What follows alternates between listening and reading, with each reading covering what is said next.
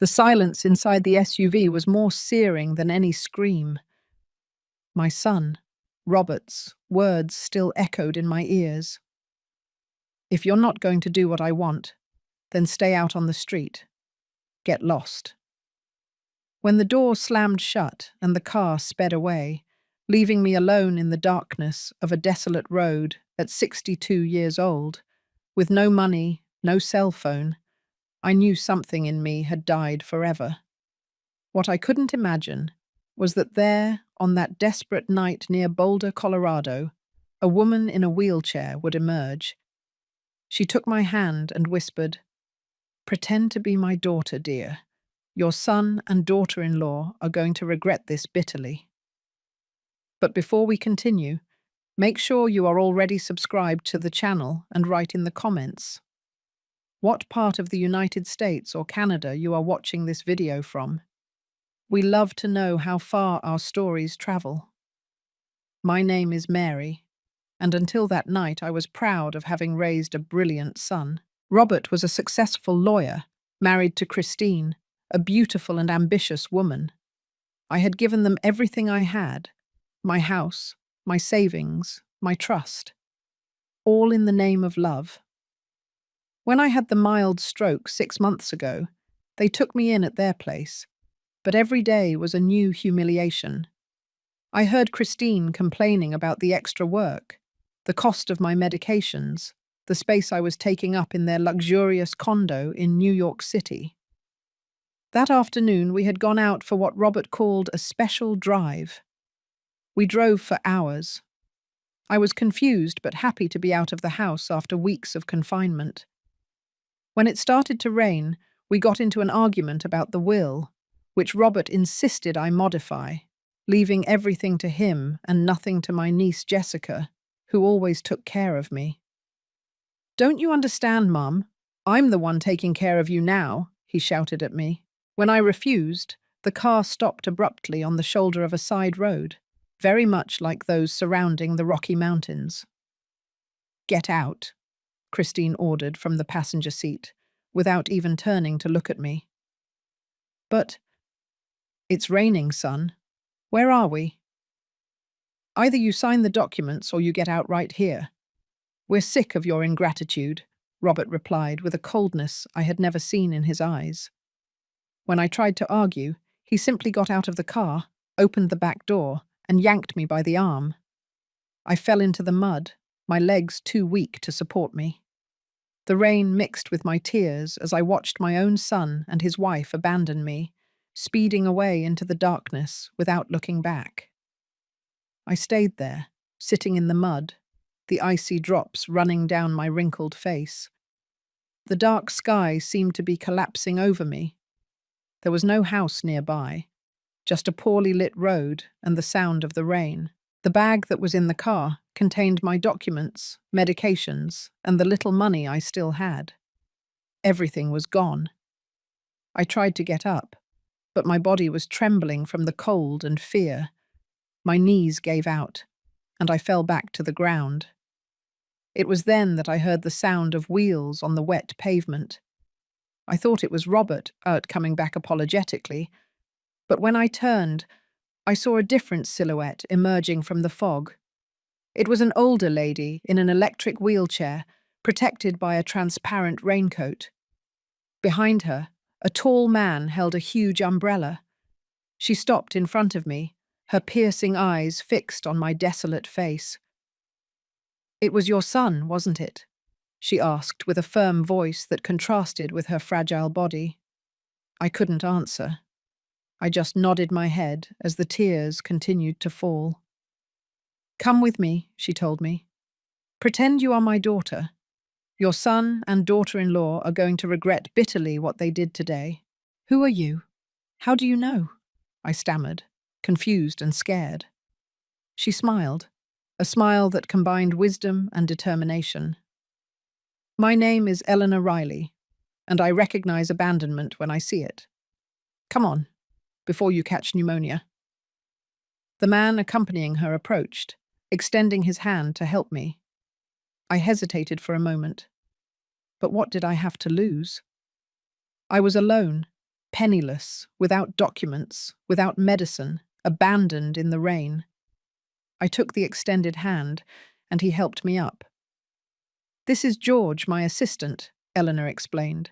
"My car is right there. You'll be fine now."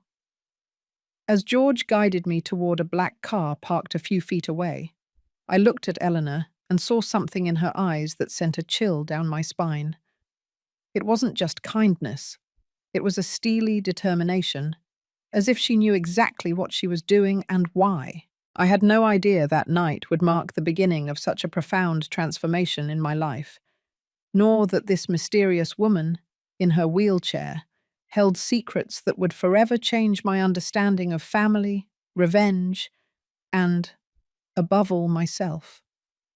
The interior of the car was luxurious and warm, a shocking contrast to the mud and rain that covered me.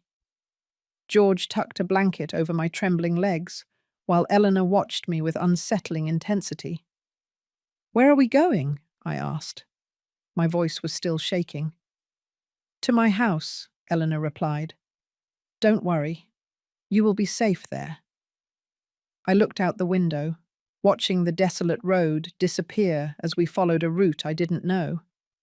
It was strange how in a matter of minutes my life had taken such a radical turn. Suddenly I realized I was in a car with strangers, with no one in the world knowing where I was. "Why are you helping me?" I asked. "Because I know what it feels like," she said simply. "I know what it is to be discarded by the one who should protect you." George kept his eyes on the road, impassive, as the car cut through the storm. After about 30 minutes, we turned onto a private road that climbed up a hill. When the headlights illuminated what was ahead, my breath caught. It was an imposing, colonial revival-style mansion with large windows and a majestic entrance. The kind of place you see in movies set in Virginia, not in real life. George parked under an elegant portico and got out to open the door for Eleanor, activating the mechanism that lowered the platform for her wheelchair. "Let's go inside," she told me. "There are dry clothes waiting for you and a room prepared." The interior of the mansion was even more impressive. Marble floors, crystal chandeliers, antique furniture that seemed to have stories to tell. A housekeeper greeted us at the door, showing no surprise at seeing me soaked and confused. "Carla, this is Mary," Eleanor announced. "She will be staying with us for a while. Prepare a hot bath and take her to the blue room, please." Carla nodded and guided me up a magnificent staircase. I followed in silence, still too stunned to ask questions. The room was spacious and elegant, with a huge bed and windows overlooking a garden I could barely make out in the darkness. The hot bath was a balm for my aching body. I found silk pajamas on the bed and soft robes in the closet. Everything there seemed to have been prepared for my arrival, as if it were expected. This feeling gave me the chills. When I went back downstairs, I found Eleanor in the living room next to the lit fireplace. Her wheelchair was positioned strategically in front of the flames, and she was watching the fire with a thoughtful expression. "Sit down, Mary," she told me, indicating an armchair beside her. "Carla will bring tea and something to eat." I obeyed, still feeling like I was in a strange dream. "How do you know my name?" I asked, realizing I had never introduced myself. Eleanor smiled. "I know many things about you. Your son Robert, your daughter-in-law Christine, the house you gave them, the stroke you had 6 months ago. I even know about your niece Jessica, whom Robert wants to exclude from the will." I'm speechless. How is that possible? "I have my methods," she replied vaguely. "The important thing is that I know you don't deserve what they did. And believe me, they are going to pay for this." "I don't want revenge," I murmured, although a part of me didn't believe my own words. "I just want to understand why my own son—" "Money and power change people, Mary," Eleanor interrupted. "But not always for the better. Robert and Christine think they can do whatever they want without consequences. We are going to show them they are wrong. Carla came in with a tray of tea and cookies. As she served, I observed Eleanor more closely. Despite the wheelchair, there was something undeniably powerful about her.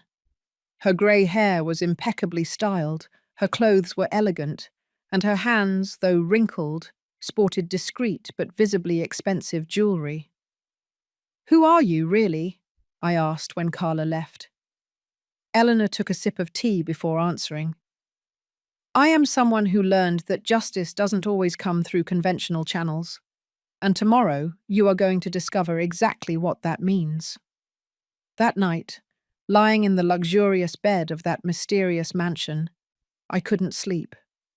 The image of Robert abandoning me in the rain mixed with Eleanor's enigmatic face and her unsettling words. Something told me my life would never be the same, and I was right. At the following day, at dawn, I woke up disoriented. For a moment I thought I was home, that the whole nightmare of the night before had been just a bad dream. But the elegant and unfamiliar room around me confirmed the harsh reality. My son had abandoned me on a desolate road, and now I was in the mansion of a stranger who seemed to know too much about my life. I found new clothes folded over a chair, all in my size, which only added to the mystery. I put on a simple but elegant outfit and went downstairs, following the smell of fresh coffee. Eleanor was in the dining room, her wheelchair positioned at the head of a long, polished table. George stood behind her, like a silent, watchful shadow. When she saw me, she smiled. "Good morning, Mary. I hope you slept well." "I confess, not much," I replied honestly, sitting down where she indicated. "I have many questions."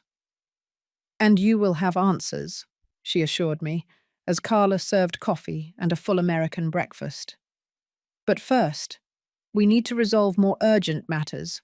Your documents, for example, were in my purse, in Robert's car. I have already provided second copies," she stated casually, as if she were talking about the weather. "How? That's impossible in such a short time." She smiled again, that mysterious smile that was starting to bother me. "I have connections and money, two things that make life much easier, Mary." I observed her more closely as we ate. There was something familiar about her, although I was sure I had never seen her before. "Robert must have noticed my absence by now," I commented. "Don't worry about that.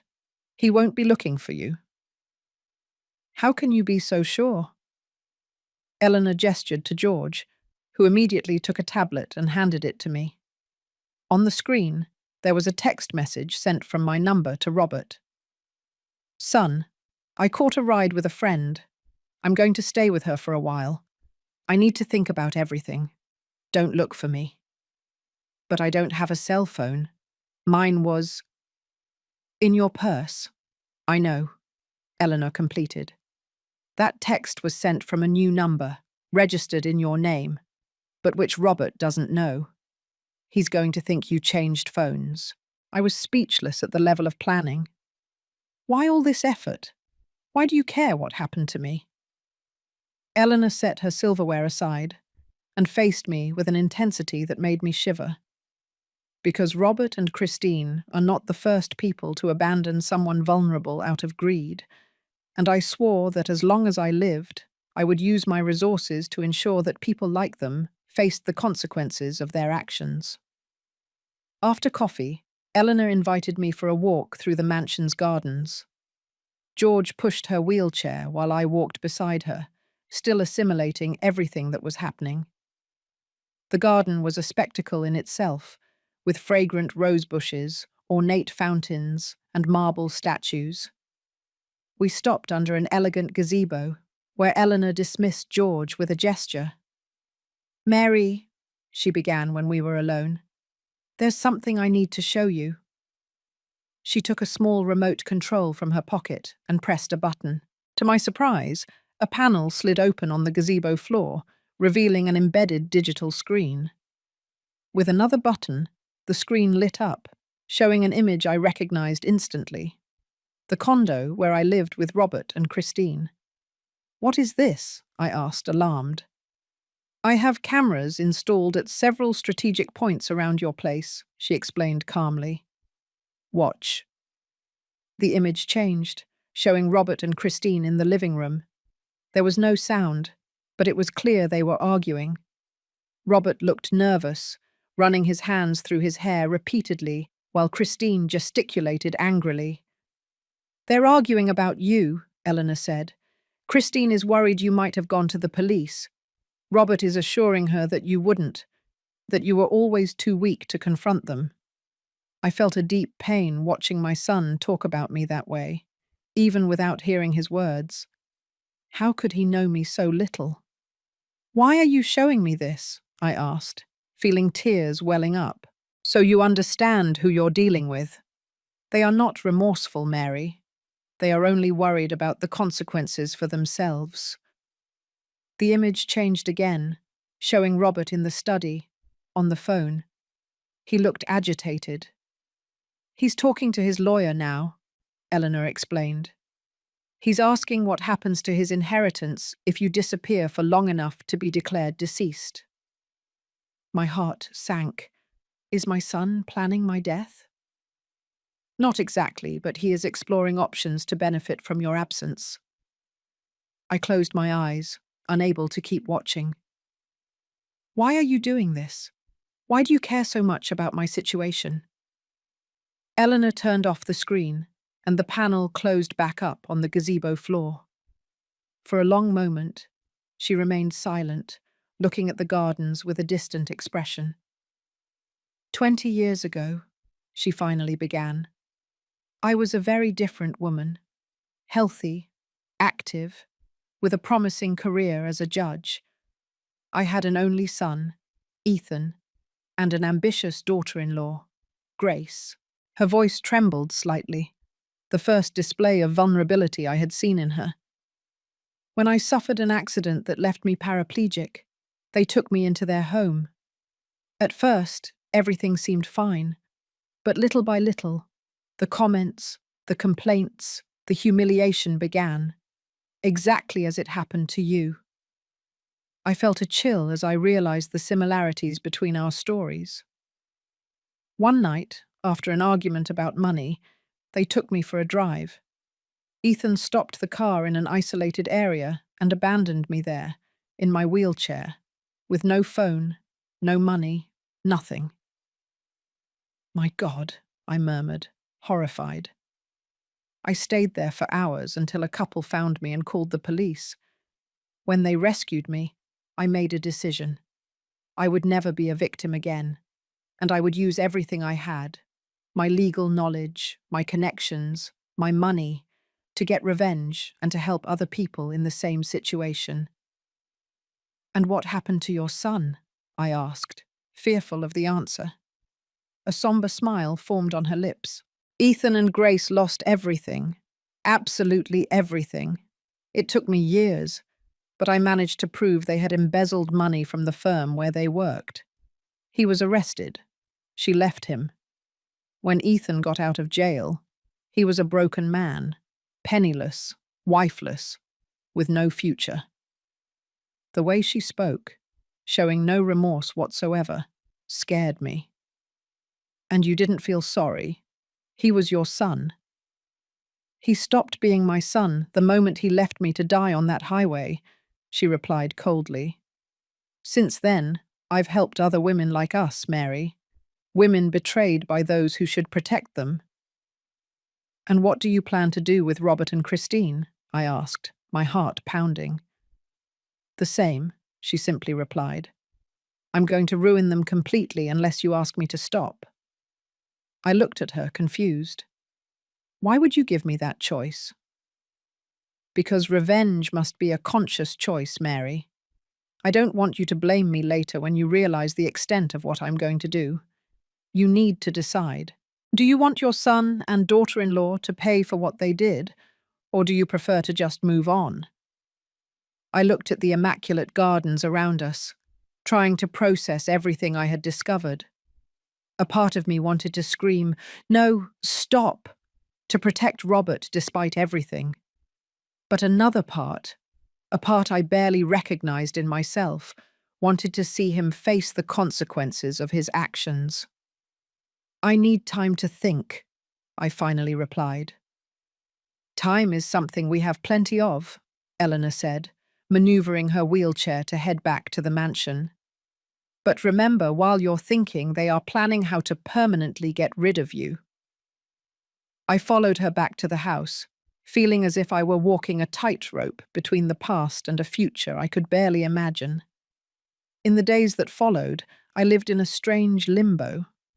Eleanor's mansion was like a world apart, protected and isolated from reality. I was introduced to the staff, in addition to Carla and George. There were gardeners, security guards, and a team of people working in offices in the basement, whose exact functions were never clear. Every morning, Eleanor showed me new images of Robert's condo. I saw my son and Christine continuing their lives normally, showing no remorse, discussing how they would divide my assets in case I never reappeared. The pain I felt seeing those scenes was indescribable, but Eleanor insisted that I needed to see. "The truth hurts, but illusion kills," she would say. One particularly cold morning, Eleanor took me to a part of the mansion I hadn't yet seen. It was a kind of gallery, with portraits on the walls and objects in display cases. It looked like a private museum. "These are the other women I've helped," she explained, as George slowly pushed her chair down the hallway. "Each one has her story, her pain, her redemption." I looked at the portraits of women of different ages. All had a look that mixed dignity and determination. Under each photo, there was a small plaque with a name and 2 dates. "What do those dates mean?" I asked. "The first is when they were abandoned. The second is when they obtained justice." At the end of the hallway, there was an empty space on the wall. "This spot is reserved for you," Eleanor said with an enigmatic smile. That afternoon, I received an unexpected visit. A middle-aged woman, elegant and with an air of authority, introduced herself as Sophia Davis, Eleanor's personal attorney. She brought a folder full of documents. "Mrs. Mary," she began formally, "I am here to discuss your legal options." "Legal options?" I repeated, confused. "Yes, Eleanor asked me to prepare different strategies, depending on what you decide to do regarding your son and daughter-in-law." Sophia opened the folder and began to explain to me, in clear but technical terms, how we could proceed. One option was simply to ensure my security and financial independence, annulling any power Robert had over my assets. Another option, more aggressive, involved reporting him for abandonment of a vulnerable person, which could result in serious legal consequences. And then there was the third option, which Sophia presented with a professional neutrality that contrasted with the gravity of what she was suggesting. We could ruin Robert and Christine completely, using Eleanor's resources and connections to expose frauds they didn't even know they were committing. "Frauds? What frauds?" I asked, alarmed. "None yet," Sophia calmly replied. "But we could create convincing evidence." "That would be illegal," I murmured, horrified. "Technically, yes," Sophia admitted. "But Eleanor has ways to ensure that nothing turns against you. The choice is yours, Mrs. Mary. What do you wish to do?" When Sophia left, I sat alone in the library for hours, contemplating what to do. In the evening, Eleanor found me still there, lost in my thoughts. "Have you decided yet?" she asked, maneuvering her chair to sit beside me. "How can I choose between protecting my son and protecting myself?" I replied, anguished. "He made that choice when he left you on that highway," Eleanor reminded me, her voice firm but not cruel. "Robert chose the money over you." "He's my son," I insisted, tears running down my face. "Despite everything, Eleanor took my hands in hers. And it was precisely because he was your son that the betrayal was so painful. Mary, you are not choosing between him and you. You are choosing between continuing to be a victim or taking the reins of your life again.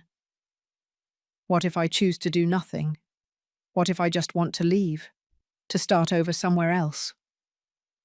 Then I will respect your decision, she said.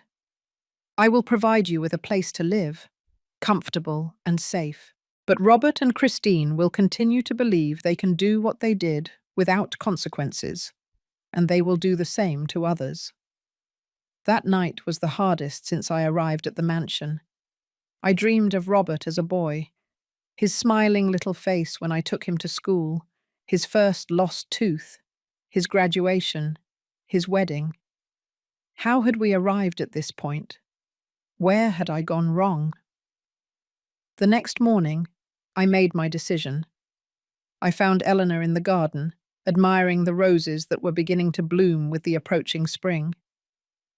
I want them to know what they did, I said, my voice firmer than it had ever been. I want them to feel the weight of their actions, but I don't want to destroy them completely. Eleanor studied me for a moment, as if evaluating my resolve. Are you sure? Clemency can be interpreted as weakness. It's not clemency, I corrected. It's a choice.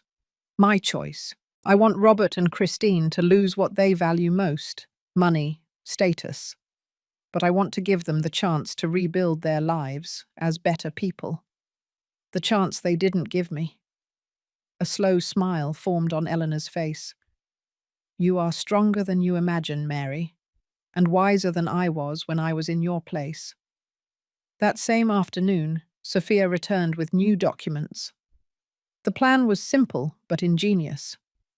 We would reveal that Robert had committed professional negligence in a few cases, enough to tarnish his reputation and make him lose important clients, but not enough to be jailed or disbarred. As for Christine, we would discover and expose some accounting manipulations she was doing at the firm where she worked. Again, enough for a demotion and loss of prestige, but not for her termination. And the condo? Sophia asked. Technically, it is still yours. I want it back, I replied without hesitation. Not to live in, but to sell it and donate the money to organizations that help abandoned elderly. Eleanor nodded in approval. An excellent choice.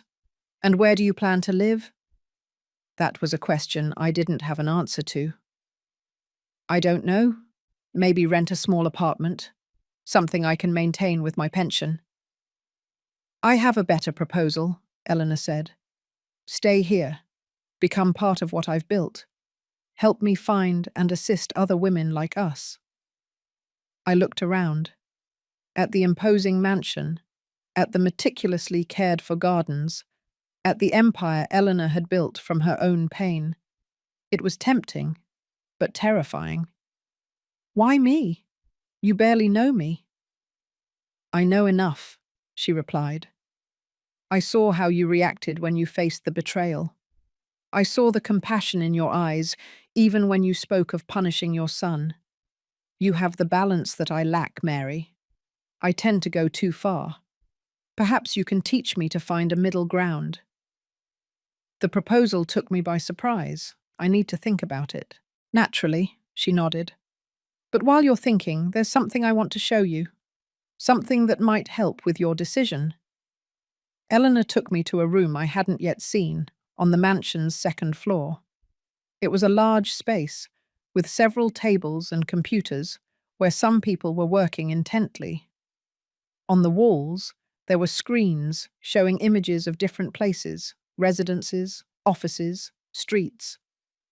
This is our operations center, she explained. From here, we monitor the cases we take on. On one of the screens, I recognized Robert's condo. On another, I saw his law office. A third showed the firm where Christine worked. We began implementing the plan this morning, Eleanor said. The first step was to send an anonymous email to Christine's boss, suggesting he check certain discrepancies in the accounts she manages. I watched, fascinated and horrified at the same time, as Eleanor showed me how the plan would be executed in the coming days. It was like attending a play where I knew the ending, but not the details of how we would get there. "And now," she said, guiding me toward a separate table, "we are going to prepare for your reappearance." My reappearance? Yes. When everything is in motion, you will return, not as the fragile, dependent mother they abandoned, but as an independent, self-assured woman. This is crucial for the final phase of the plan. What is it? The confrontation, Eleanor replied, her eyes gleaming. The moment you look them in the eyes, and they know they've lost. Eleanor's mansion became my home in the following months. I learned to navigate it as if I had always lived there, discovering its secrets and understanding its greater purpose. Every room, every object seemed to hold a story, stories of women like me who had been abandoned and then rescued. Sophia, the lawyer, became a constant presence. She briefed me on legal matters and helped me understand each stage of the plan that was being meticulously executed. The operations center was like an anthill, with people working day and night, monitoring Robert and Christine, collecting information, planting small seeds of chaos in their lives. The secret, Eleanor explained one afternoon, is never to make it look like there's a plan. Every setback must appear to be coincidence, bad luck, or the natural consequence of their own actions. And so it was. First, small setbacks began to affect Robert at work. An important email that never arrived. A client who inexplicably cancelled. A file that disappeared from the system. Nothing catastrophic, just enough to make him nervous, irritable. As for Christine, the discrepancies in her accounts were discreetly pointed out to her supervisor. They weren't actual frauds. Eleanor made sure no one was falsely accused of a crime, but minor inconsistencies that suggested incompetence, not dishonesty. "Why not just reveal that they abandoned me?" I asked once. "Wouldn't that be enough to ruin their reputations?" "It would be your word against theirs," Sophia explained. "And unfortunately, our society still tends to discredit older people, especially women. Robert would likely claim you are confused, exaggerating, or even making it up out of resentment. It's more effective to attack what they truly value: professional success, money, status." I watched through the cameras as the lives of my son and daughter-in-law slowly began to unravel. Arguments between them became more frequent and bitter. Robert blamed Christine for spending too much. She accused him of being incompetent. They no longer had time for sophisticated dinners or parties with friends. Financial worry began to corrode their relationship. One night, I saw Robert drinking alone in the living room, looking at an old photo. A photo of us when he was a child. For a moment, my heart sank. That was still my son, no matter how much he had hurt me. I wondered if I was going too far. "Doubts are normal," Eleanor said, noticing my hesitation. "But remember, we are not destroying Robert. We are giving him the opportunity to rediscover his values." Meanwhile, my own transformation continued. Sophia had recovered my documents and bank accounts. I now had access to the resources Robert tried to take from me.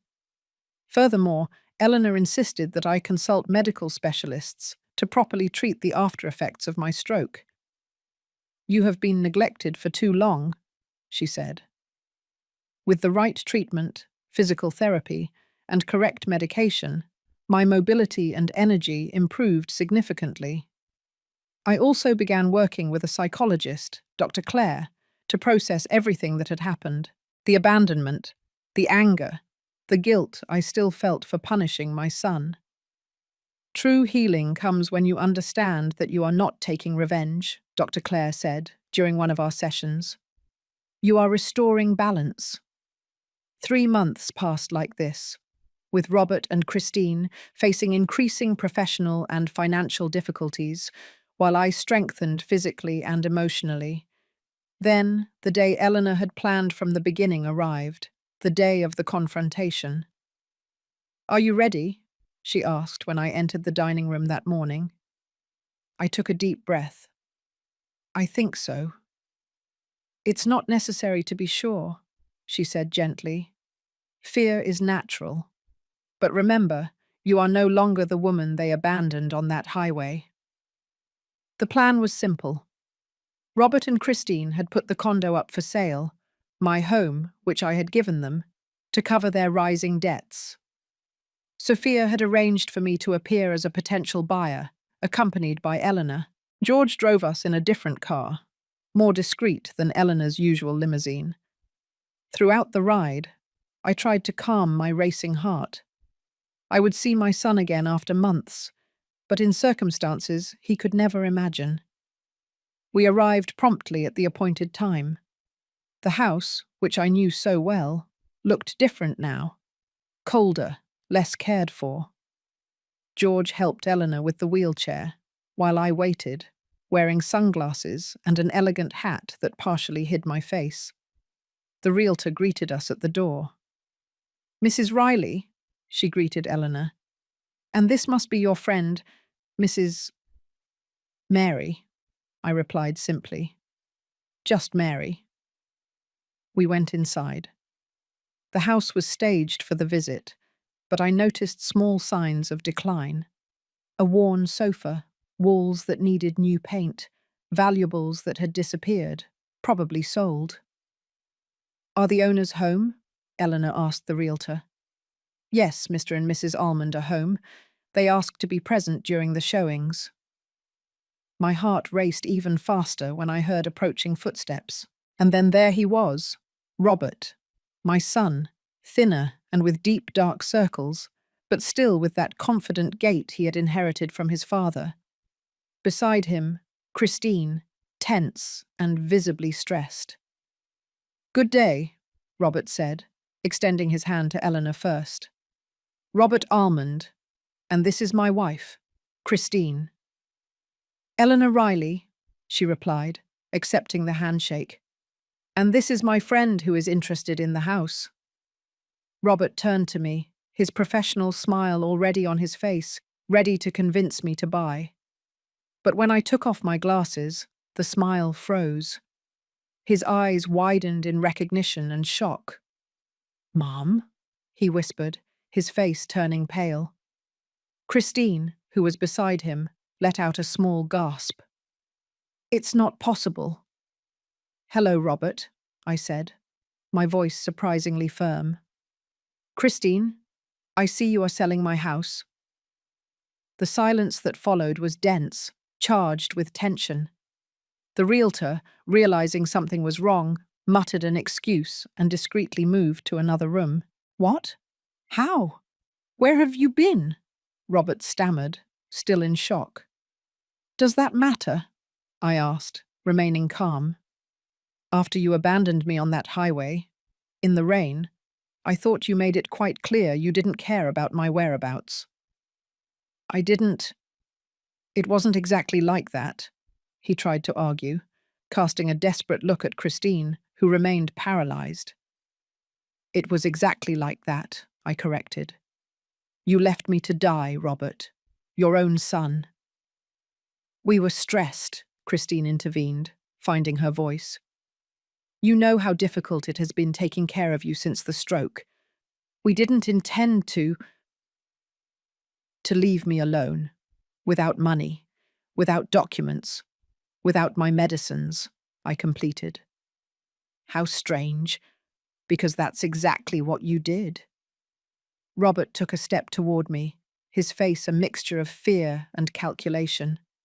Always the lawyer, trying to assess the situation, find a way out. "Mum, we looked for you," he lied shamelessly. "We were desperate. We went back to that spot, but you were already gone. We thought maybe you had gotten a ride, and then we received your message saying you were with a friend." "What message?" I asked, feigning confusion. "My phone was in the car with you." Robert paled even more. Eleanor, who had observed the scene in silence, decided to intervene. "Mr. Almond," she said, with the authority of someone who spent years as a judge, "spare us the lies. We know exactly what happened that night. We have witnesses, we have evidence, and we also know what you did afterward. Or rather, what you didn't do. You didn't look for Mary. You didn't go to the police. Instead, you started planning how you would divide her assets if she never reappeared." Robert staggered as if he had been struck. "Who are you? What do you want from us?" "I am someone who knows abandonment when she sees it," Eleanor replied, repeating the same words she had told me that fateful night. "And what do I want? Justice." It was then that Sophia entered the room, carrying a folder. We hadn't seen her come in, but she was clearly waiting for the opportune moment. "Robert and Christine Almond," she said formally. "I am Sophia Davis, attorney for Mrs. Mary Almond.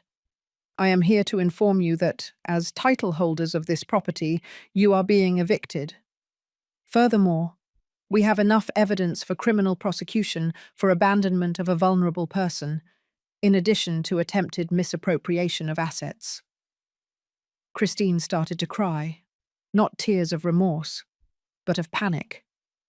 Robert, on the other hand, tried to regain composure, the lawyer in him taking control. "This is ridiculous," he protested. "You can't prove anything. It's her word against ours." Sophia smiled coldly. "It's not just her word. We have witnesses who saw you abandon her on that highway. We have records that you did not report her disappearance. We have emails and messages exchanged between you discussing how you would benefit if she never reappeared. Do you want me to continue?" Robert slumped into a chair, defeated. Christine continued crying, now murmuring accusations against him. "You said no one would know. You promised it would be simple." I watched the scene with a mixture of emotions. Sadness for the family I had lost.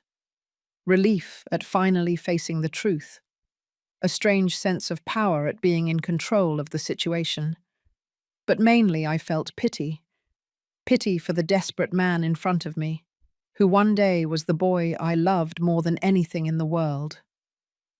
"I don't want you to go to jail," I said, surprising everyone, even myself. "I don't want to destroy your lives completely." Robert looked up, confused. "Then what do you want?" "I want my house back. I want my assets back. I want you to admit what you did, not just to me, but to yourselves. And I want you to understand what you almost lost forever, the chance to be better people." Eleanor looked at me with a mixture of surprise and admiration. This was not exactly the plan we had discussed.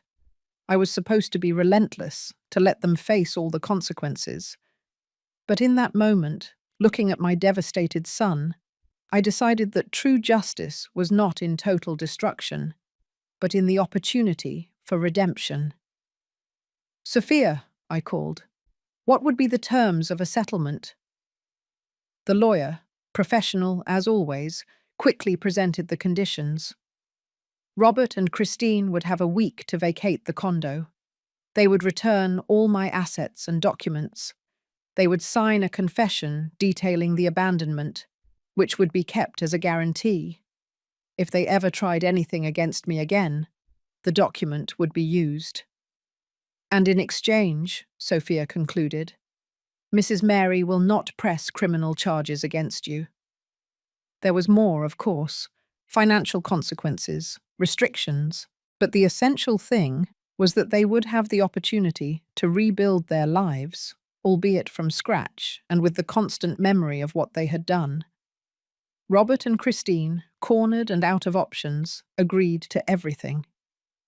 While Sophia handled the details, Eleanor led me out of the house, into the garden where I had so often sat to read, watch birds, and dream of a future that I believed would always include my son by my side.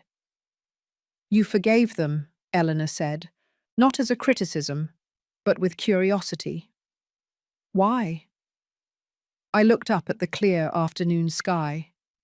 Because the difference between them and us lies precisely in that, in the ability to show mercy when we have the power to destroy. Eleanor was silent for a moment, contemplating my words. Perhaps you are right, she finally said. When Ethan abandoned me, I didn't give him any chance. Maybe I should have done differently.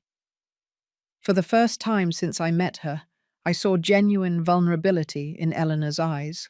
It's never too late, I said gently, if you want to look for him.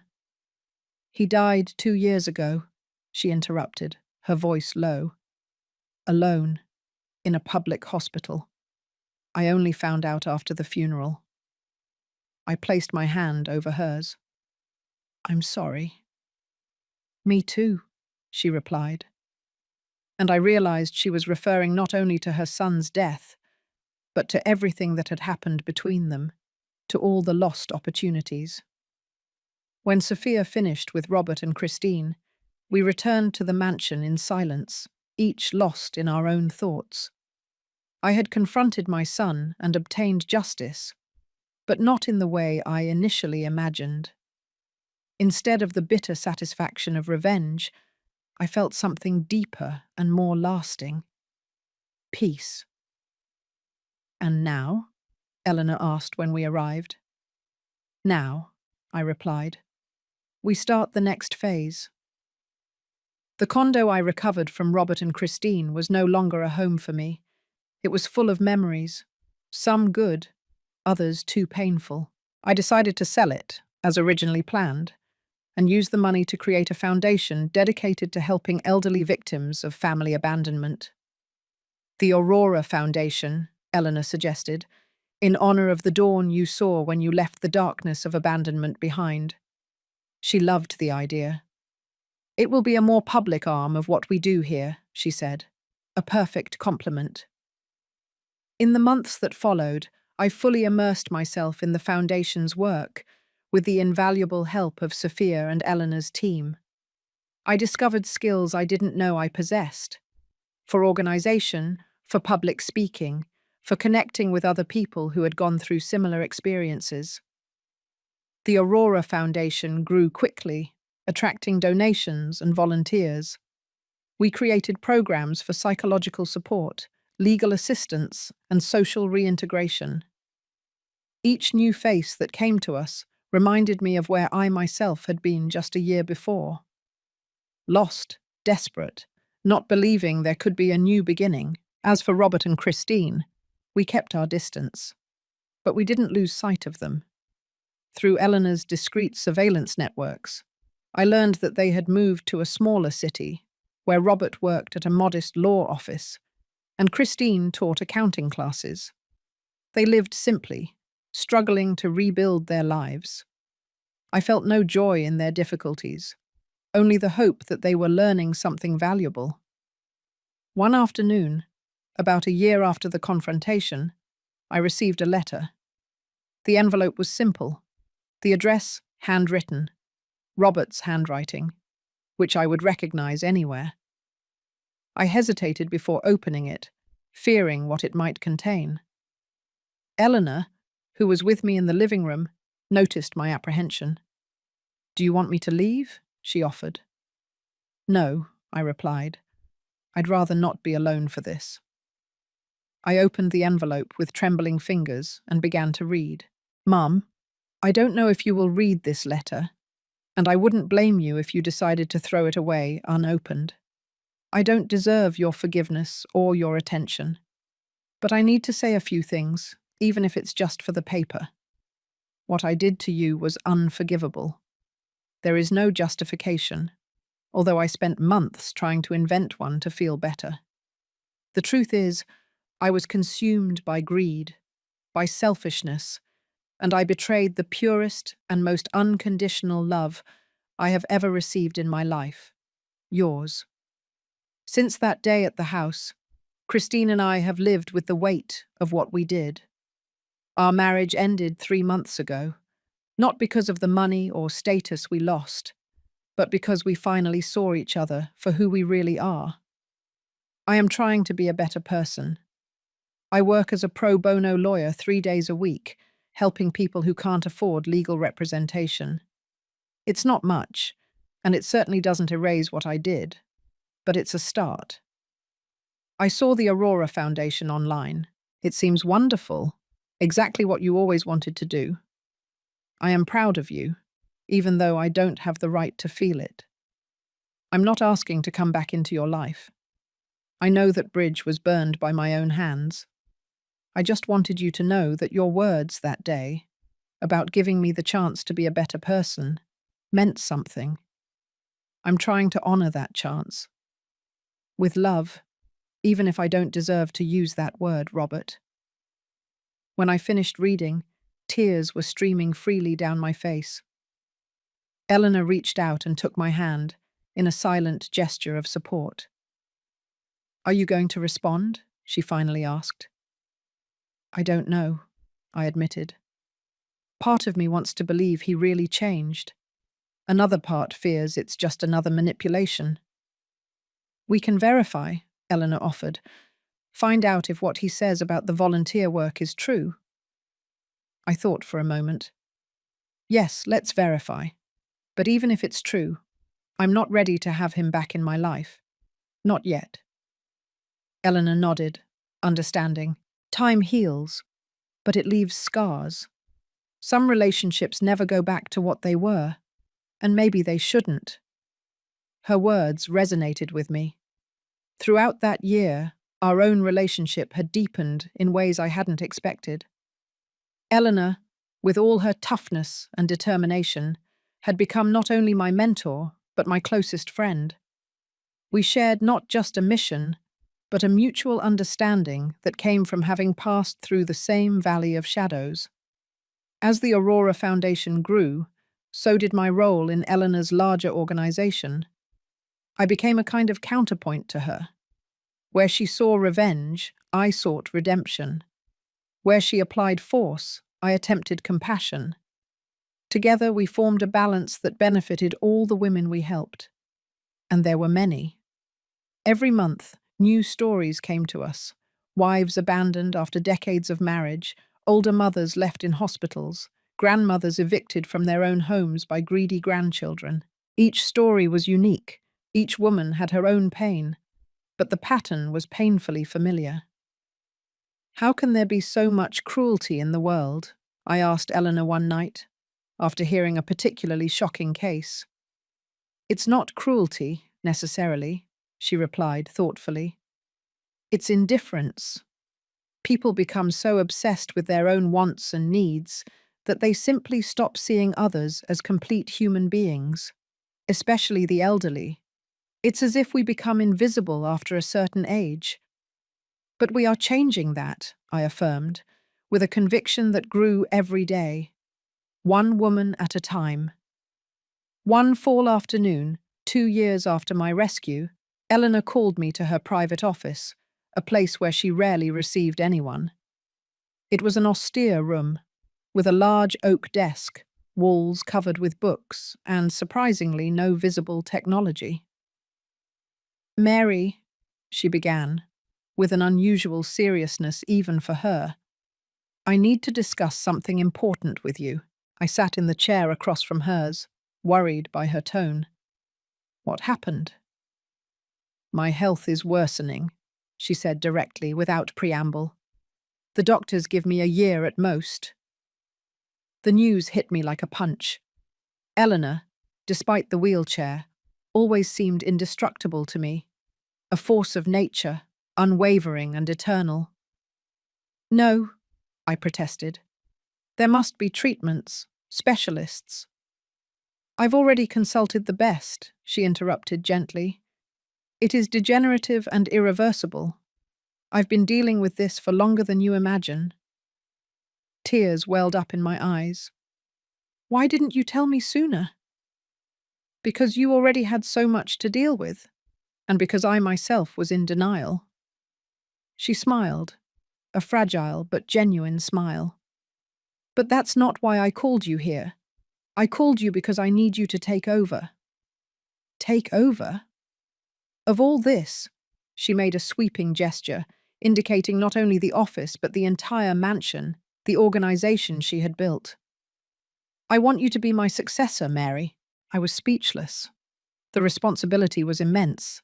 Not just the mansion and its resources, but the network of people who depended on us, the women we still hadn't found and rescued.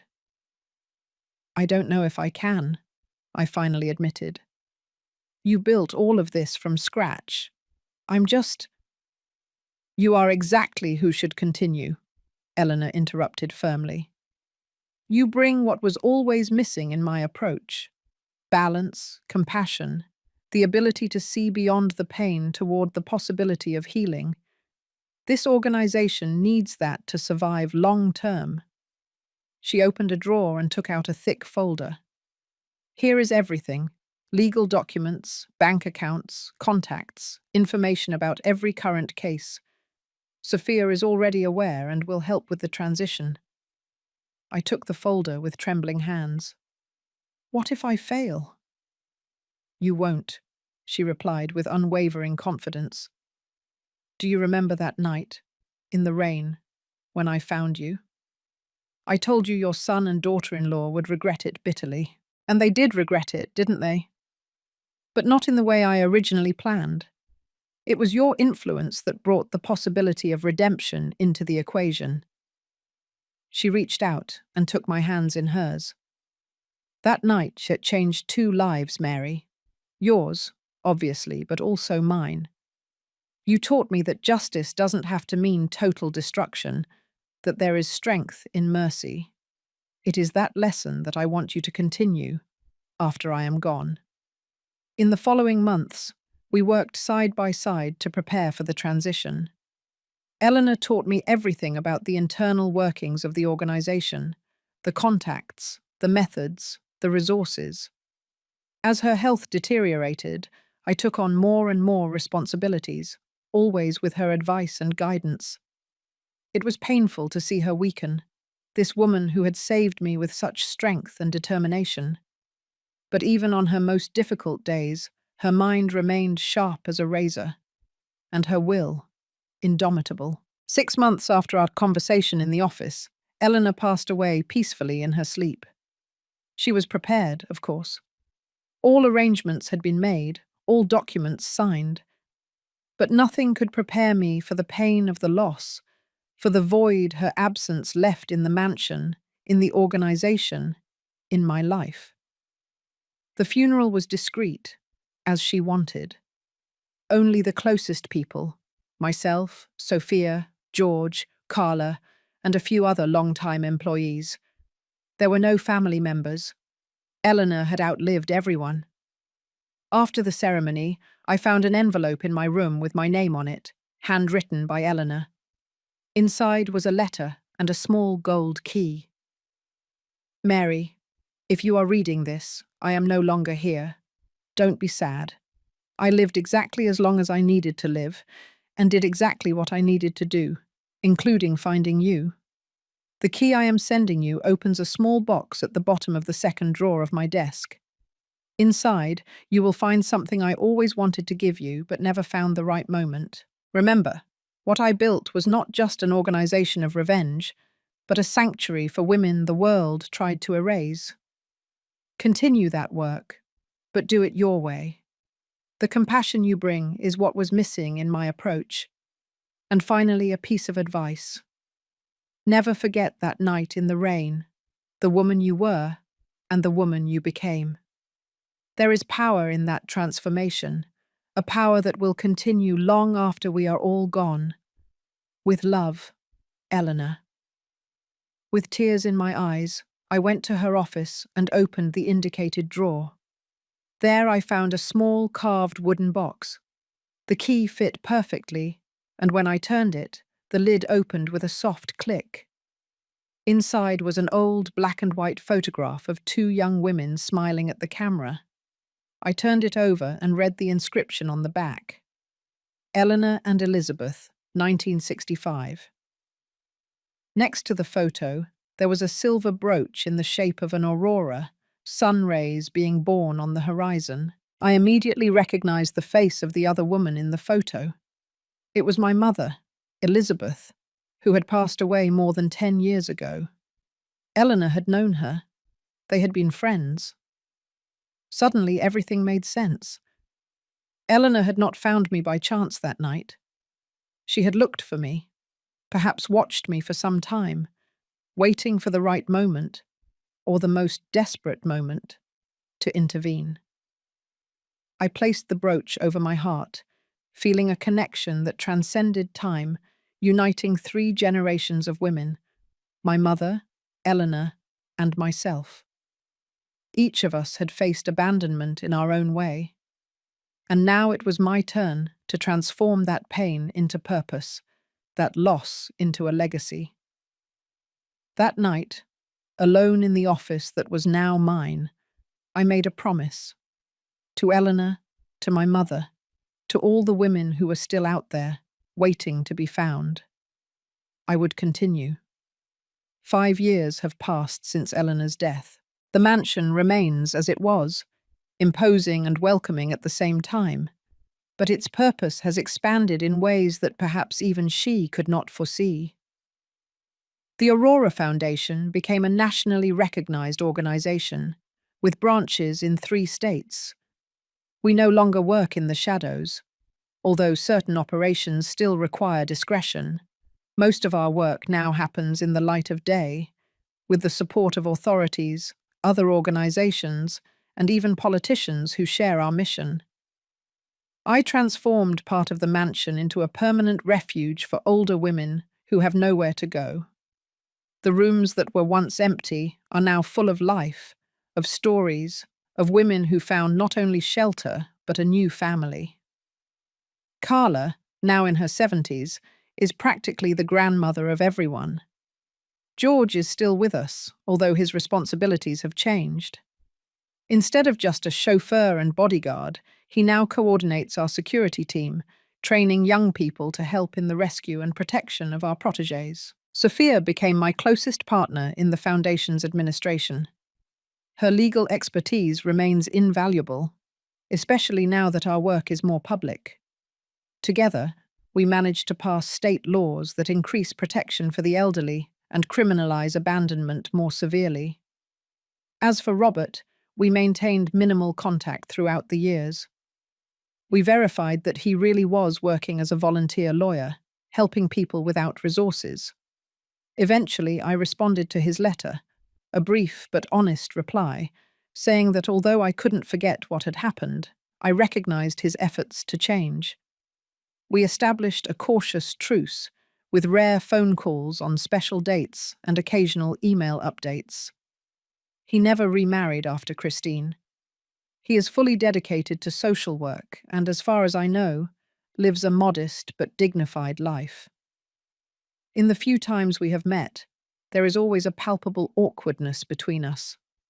The scars of the past are too deep to completely disappear, but there is also a mutual respect, albeit distant, which is perhaps the most we can hope for. On a spring morning, 5 years after Eleanor's passing, I received an unexpected visit. A young woman, no more than 30 years old, appeared at the mansion gates asking to speak with me. "My name is Diane Riley," she introduced herself when I received her in the library. "Eleanor Riley was my grandmother." The revelation shocked me. Eleanor never mentioned having grandchildren. "She didn't know about me," Diane explained. "My father was Ethan, her son. He never told her about my existence, and I only found out about her after he died." Diane had the same piercing eyes as Eleanor, the same determined posture. She told me how she found diaries and documents among her father's belongings after his death, revealing the complex history between him and Eleanor, culminating in the abandonment that changed her life forever. "I spent years trying to put the pieces together," she said. "I found out about the Aurora Foundation through a news report. When I saw your photo and read about the work you do, I knew I had found my grandmother's legacy." I offered Diane a cup of tea, the same tea that Eleanor adored, as I absorbed the revelation. Your father never talked about Eleanor, only at the end of his life, when he was very sick.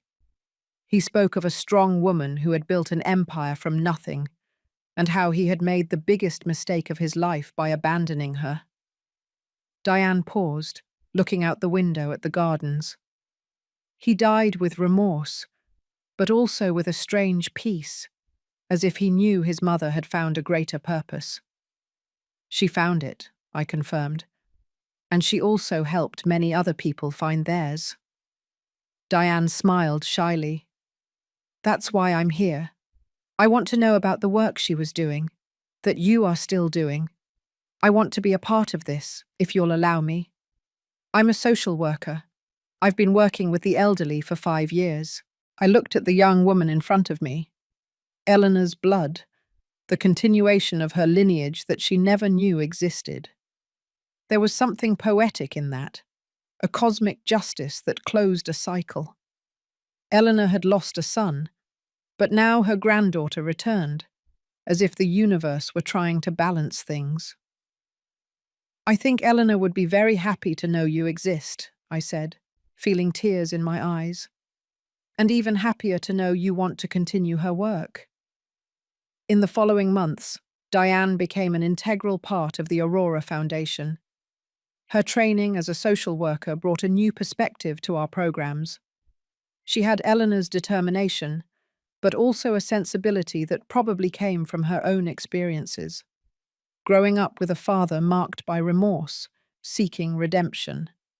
One quiet afternoon, I took Diane to Eleanor's private office, which I had kept intact as a kind of memorial. I showed her the photograph of her grandmother with my mother and the aurora-shaped brooch. Our lives intertwined in ways we couldn't imagine, I explained. Your grandmother saved me that rainy night, but in a way, I saved her too, by giving her the chance to rethink her concept of justice, to open space for the possibility of redemption. Diane held the brooch with reverence. It's strange to think I never met her, but I feel like I always knew who she was. She is still alive through the work we do, I replied. And now, through you too. It was Diane who suggested the expansion that would transform the Aurora Foundation again. What if we helped not only the victims, she proposed, but also worked with the aggressors, awareness programs, family therapy, mediation? The idea took me by surprise. You want to help people like your father, like Robert? I want to prevent other people from becoming them, she clarified.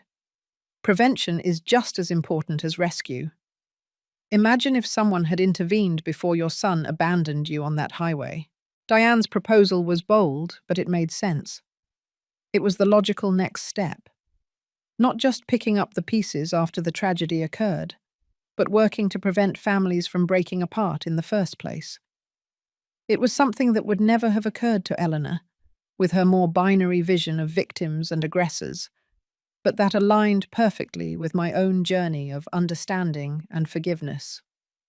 We created the Recommencement Initiative, an arm of the Aurora Foundation focused on families in crisis, offering counseling, mediation, and support before abandonment occurred. We invited psychologists, social workers, and specialists in family law. And in a move that surprised everyone, I invited Robert to participate as a consultant. Why? Diane asked when I told her my plan. After everything he did? Precisely because of that, I replied.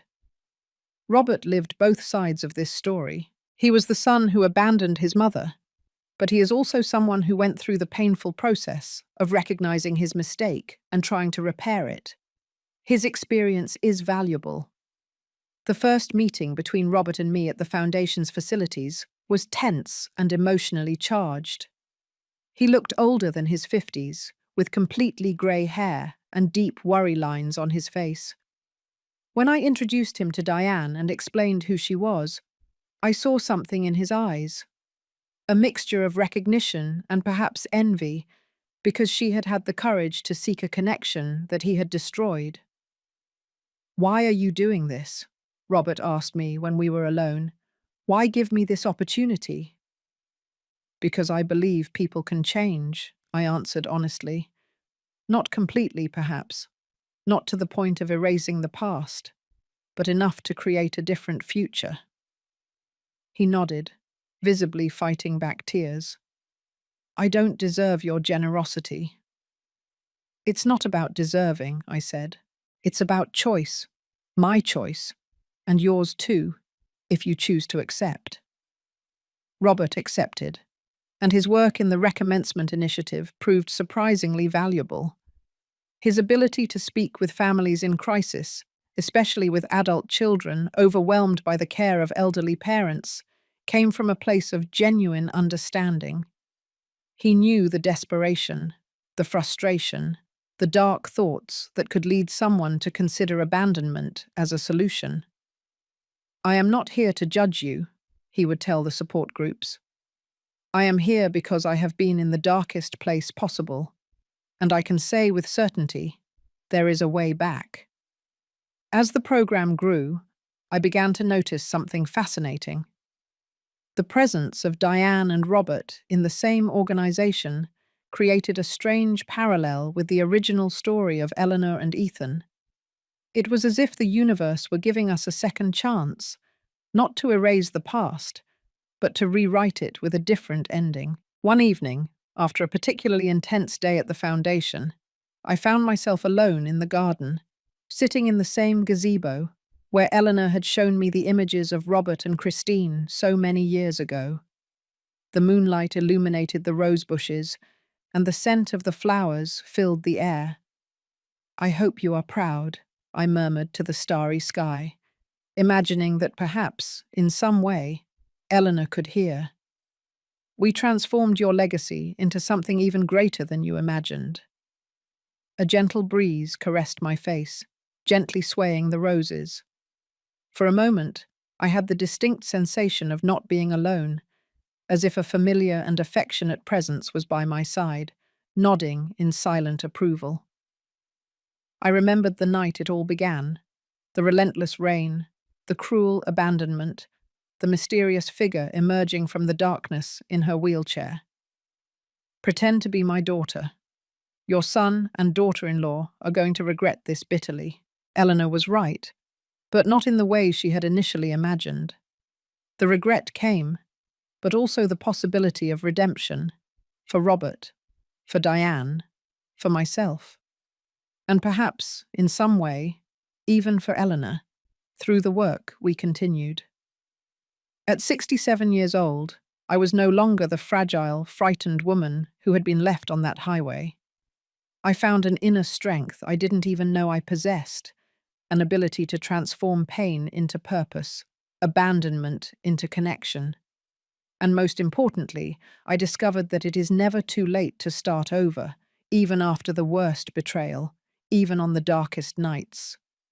When I went back inside the mansion, the lights of the main foyer illuminated the portraits on the wall, no longer just the women Eleanor had helped, but also those we had taken in since then. Dozens of faces, dozens of stories, dozens of rebirths. Among them was a special portrait, Eleanor in her wheelchair, with her determined and slightly austere gaze. Beneath it was a new portrait, recently added, myself, sitting in a chair similar to hers, but with a softer smile. Diane had insisted on adding my photo to the gallery. "You are part of this story too," she argued. "Perhaps the most important part." I touched the aurora-shaped brooch I always wore, the same one I found in Eleanor's box. It symbolized everything we had built together, the promise of a new dawn after the darkest of nights. The front doorbell rang, pulling me from my thoughts. It was late for visitors, but at the Aurora Foundation, emergencies had no schedule. Carla came to meet me in the foyer, looking slightly disturbed. "Mrs. Mary, forgive me for bothering you at this hour, but there's someone—" Before she could finish, a young woman entered, supporting an elderly lady who could barely stand. The young woman's face was marked by tears and exhaustion, The older woman seemed disoriented and scared. "Please," the young woman said, her voice trembling. "We found you through the Foundation's website. My grandmother. My parents left her at a rest stop. They said they were going to the restroom and never came back. This was 3 days ago." I approached the older woman, taking her trembling hands in mine. Her eyes, clouded by cataracts and confusion, met mine. "It's all right now," I said softly, feeling the echo of Eleanor's words that rainy night. "You are safe here." The lady squeezed my hands with surprising strength, as if I were her last hope in the world. And in that moment, I understood with crystal clarity the true purpose of everything we had built. It wasn't just about justice or revenge or even redemption. It was about creating a place where the cycle of abandonment could finally be broken. "Carla, prepare the blue room," I instructed, still holding the lady's hands. "George, call Dr. Jessica for a complete examination. Diane should be notified in the morning." As the team mobilized with the efficiency that had become our trademark, I guided the elderly lady to the living room, where the fireplace always remained lit on cold nights. "What is your name?" I asked gently. "Louisa," she replied, her voice almost a whisper. "Louisa Walters." "Welcome to Aurora House, Mrs. Louisa," I said, helping her settle into a comfortable armchair near the fire. "Your story ends here, and a new one begins." As I watched her accept a cup of hot tea from Carla's hands, I thought about how life moves in circles. Eleanor had found me when I was at my most vulnerable, just as I was now finding Louisa. Robert had abandoned me, just as Louisa's children had abandoned her. But the crucial difference was that now a place existed to interrupt that cycle, to transform abandonment into a new beginning. Aurora House would continue long after I was gone, just as it had continued after Eleanor. Diane would take my place someday, perhaps with Robert's help, finally tying up the loose ends of a story that began with pain, but did not need to end that way. I looked out the window at the starry night and silently thanked that mysterious woman in her wheelchair, who had appeared out of nowhere on a desolate highway and changed the course of so many lives, starting with mine. "You were right, Eleanor," I murmured. "They regretted it bitterly, but what you didn't foresee is that regret can be the beginning of the cure. Time, as I learned, is a patient teacher. 10 years have passed since Eleanor found me on that dark highway, and 8 since she passed away. At 72 years old, I see the world with a clarity that only age and experience can bring. My body may be more fragile, but my mind and spirit are stronger than ever." The Aurora Foundation flourished beyond the most optimistic expectations.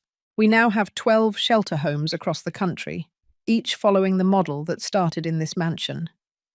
Diane took over as executive director 3 years ago, allowing me to gradually step away from daily operations. Her marriage to a dedicated doctor brought the first child to the mansion in decades, little Eleanor, a girl with bright eyes and an indomitable spirit, just like her great-grandmother. Robert, at 60 years old, became a pillar of the Recommencement Initiative. His transformation was complete, from an ungrateful son to a tireless advocate for the rights of the elderly. We never returned to the close relationship we had before, but we found a new way to connect through shared work. On an autumn afternoon, while watching the golden leaves fall in the garden, Sophia came to meet me with a grave expression. "Mary," she began, "I have news about Christine." The name still evoked a pang of discomfort, even after so many years. After her divorce from Robert, Christine had disappeared from our lives. As far as we knew, she had moved to another state and completely started over. "What happened?" I asked, noticing the seriousness on Sophia's face. "She is in the municipal hospital, terminal stage cancer, without family, without friends, without resources." The irony of the situation was not lost on me. How much time does she have left? Weeks, perhaps less, Sophia replied. She specifically asked to speak with you. It was a surprise to the hospital's social worker, who contacted us when Christine mentioned your name. I remained silent for a long moment, contemplating the strange twist of fate. The woman who had conspired to abandon me was now, herself, abandoned in her final moments. "Are you going to see her?" Sophia asked. "Yes," I replied without hesitation. "Schedule it for tomorrow, please." When I told Diane about the planned visit, she was visibly disturbed. After everything she did, why go to the trouble? "Because some lessons can only be learned when we look into the eyes of our past," I replied. "And because no one deserves to die alone, not even Christine." The next day, George drove me to the hospital. Christine's room was small and impersonal, with only the basic medical equipment and a window overlooking a brick wall. When I entered, I barely recognized her. The beautiful and arrogant woman I knew had been reduced to a fragile, yellowish figure in the bed. Her eyes, however, still held a spark of recognition when she saw me. She tried to sit up, but weakness prevented her. "Mary," she whispered, her voice hoarse. "You came." "I came," I replied, sitting in the only chair beside the bed. "Sophia told me you wanted to talk to me." Christine nodded, closing her eyes briefly as if gathering strength. "I need to tell you something before I go." I waited as she coughed, her thin body trembling with the effort. Finally, she continued. "It was my idea," she confessed, looking directly at me for the first time, "to abandon you on that highway." Robert hesitated, but I insisted. I said it was the only way to ensure we would have everything. The confession didn't surprise me, but I still felt a pang of pain hearing the confirmation. "Why?" I asked, not with anger, but with genuine curiosity. "Greed," she replied simply, "and fear. Fear of ending up like my own mother, who died in poverty, depending on strangers. I thought if we had your house, your money, we would be safe." She let out a bitter laugh that turned into another coughing fit. What irony, right? I ended up exactly as I feared, alone, with nothing, depending on the charity of others. I looked around the sterile room and felt a mixture of emotions. Pity, but also a strange sense of closure. "I didn't come here to judge you, Christine," I finally said. "I came because you asked."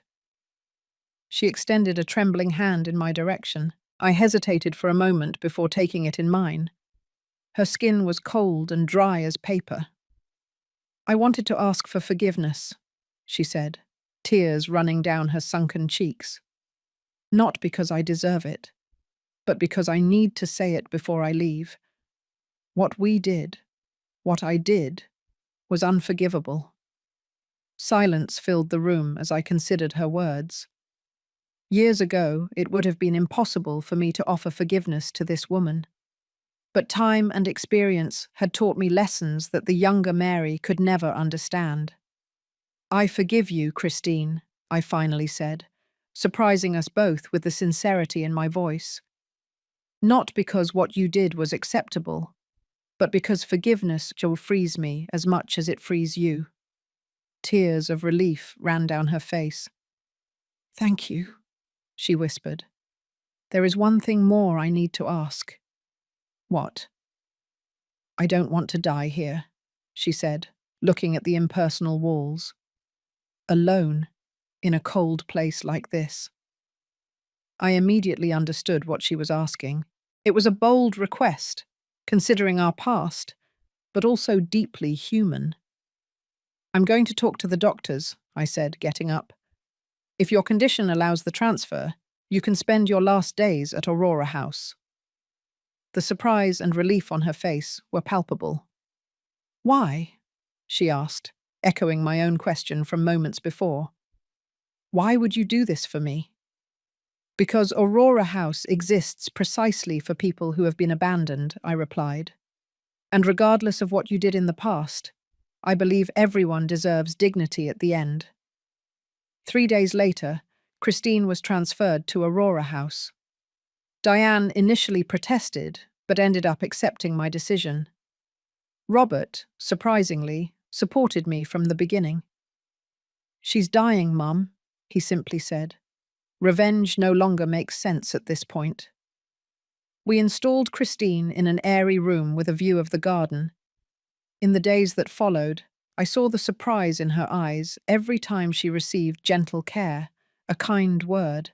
It was as if she were experiencing unconditional generosity for the first time, precisely from the people who had the most reason to hate her.